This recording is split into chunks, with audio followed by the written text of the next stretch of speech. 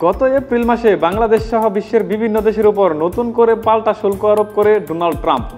কৌশলে খোলা রাখা হয় আলোচনার দরজা।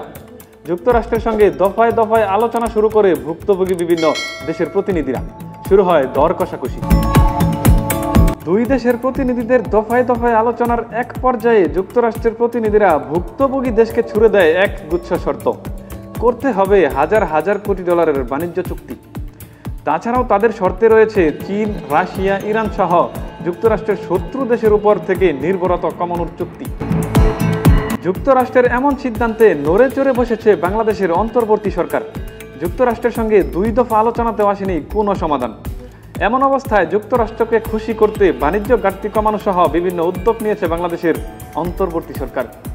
এরই ধারাবাহিকতায় যুক্তরাষ্ট্র থেকে প্রথমবারের মতো সরকারিভাবে বিপুল পরিমাণ গম আমদানির চুক্তি স্বাক্ষর করেছে বাণিজ্য মন্ত্রণালয়।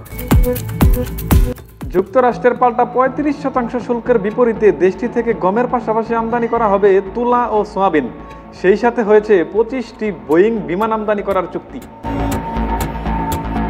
বাংলাদেশে প্রতি বছর গমের চাহিদা প্রায় ৭০ লক্ষ টন, যার ৬০% আসে রাশিয়া ও ইউক্রেন থেকে। এই দুই দেশের তুলনায় যুক্তরাষ্ট্রের গমের মূল্য কিছুটা বেশি হলেও যুক্তরাষ্ট্রকে খুশি তো আমাদের করতেই হবে। বিগত সময়ে বাংলাদেশে তুলা আমদানি করা হতো ভারত, চীন, পাকিস্তান ও আফ্রিকার বিভিন্ন দেশ থেকে, এবং ভোজ্য তেল আমদানি করা হতো মালয়েশিয়া, ব্রাজিল, আর্জেন্টিনা ও ইন্দোনেশিয়া থেকে। এই দেশগুলোতে দামে ছিল সস্তা এবং আমদানি খরচও কম হতো। সরকারের এমন পদক্ষেপে অর্থনীতিবিদরা বলছে যুক্তরাষ্ট্র থেকে উচ্চ মূল্যে পণ্য আমদানির প্রভাব পড়বে জনগণের উপর। পুরনো বন্ধু রাষ্ট্রের সঙ্গে হবে সম্পর্কের অবনতি। ইউএস এর প্রতি আমাদের নির্ভরতা বাড়িয়ে